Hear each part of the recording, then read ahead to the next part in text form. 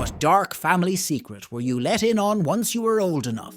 My extremely wealthy uncle was going downhill quick with Alzheimer's. Before he was too far gone, he apparently made a deal with my aunt that when things got the point that they would have to send him to a nursing home, she would forever sleep him instead. He wrote all of this in a letter and gave it to the attorney of their estate.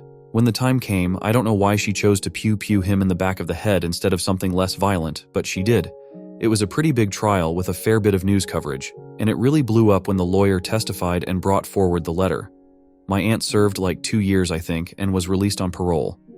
Secret 2, I found out when I was about 32 that apparently in 1973, my dad had a daughter he never knew existed.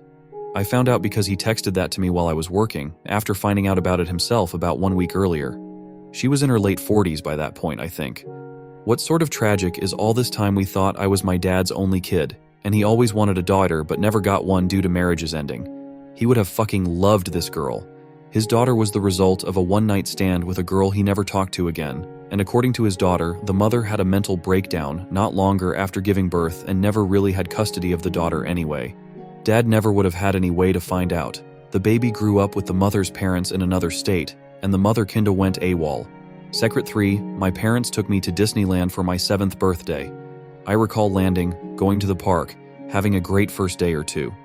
Then my parents had to step out and take a bunch of phone calls. They sounded very stressed. They kept telling me nothing happened and everything was okay.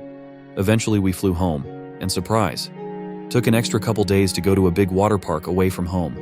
I fondly remembered this birthday and eventually forgot about any of the weirdness. Maybe 10 years later, my parents finally told me what happened. My uncle, my dad's brother, tried to forever sleep himself on my 7th birthday. He pewed himself in the stomach with a Nerf gun. He was poor, addicted to drugs, no work, etc. He felt depressed. My dad had the life he always wanted, so tried to forever sleep. He ended up living. My parents took me to the water park so that we didn't have to come home to him leaving the hospital. By not telling me, my parents let me keep my birthday as my day, not the day Uncle tried to die. Knowing how a 7-year-old's brain works, I probably would have thought I had something to do with it. Secret 4. My parents had 2 kids before I was born.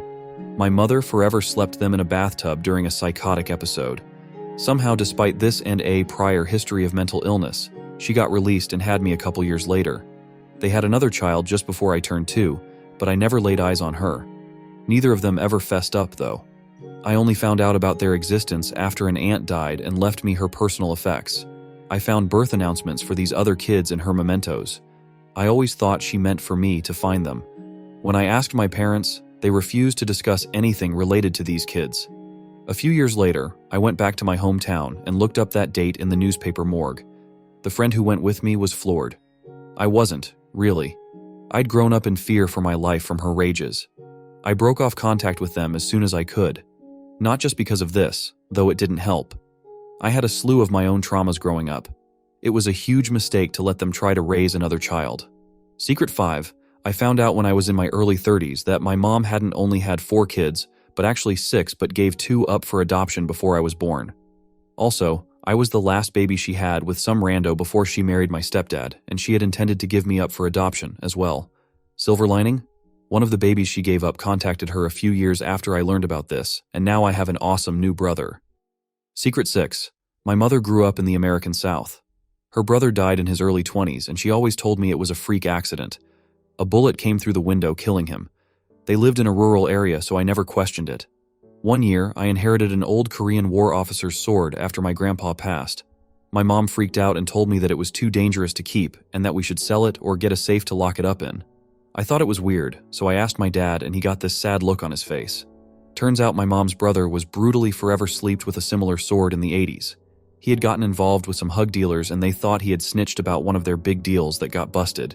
No idea why they decided to use a sword, but it was pretty fudged up to hear about. My mom had to ID the body. I found this out when I was 16, but she never directly acknowledged it until years later. My mom said he was just trying to make some extra cash by introducing people who partied to the dealers. I'm about his age now, and I can see how he just thought he was making a quick buck, never thinking something like that would get him unalived.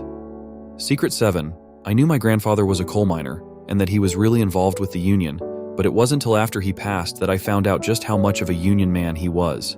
If something needed blowing up or someone needed to not be breathing anymore, They called Gramps. After he died, my brother remembers some men coming to visit Gran and giving her a lot of envelopes. She took off for a year-long vacation in Europe after that. Secret 8. My grandparents attended a Catholic church frequented by the local Italian mob. Grandma was friends with mafia ladies. She knew. They all knew. But since they kept a low profile and had respectable front businesses, everyone looked the other way. My grandparents weren't involved in the business. Well, not in that way. Grandpa liked to bet on baseball games. He kept a roll of baseball money in a drawer in the bedroom. Some weeks he kills it, some weeks he has to pay up. The local bookmaker would come to the back door at the same time each week. Grandma would have coffee waiting for him and Grandpa. Grandpa would either go to the baseball money drawer to make a withdrawal or meet the bookmaker at the door if he planned on a deposit. If Grandpa was running late, Grandma would make small talk, ask about the wife and kids, etc. When Grandpa came downstairs, the two of them would grab their coffee cups, head out to the garage, tell a couple stories, and exchange money. Grandma told me the 1950s Omaha Mafia ran the only honest gambling business she'd ever interacted with. It's too bad they had to hide from the police.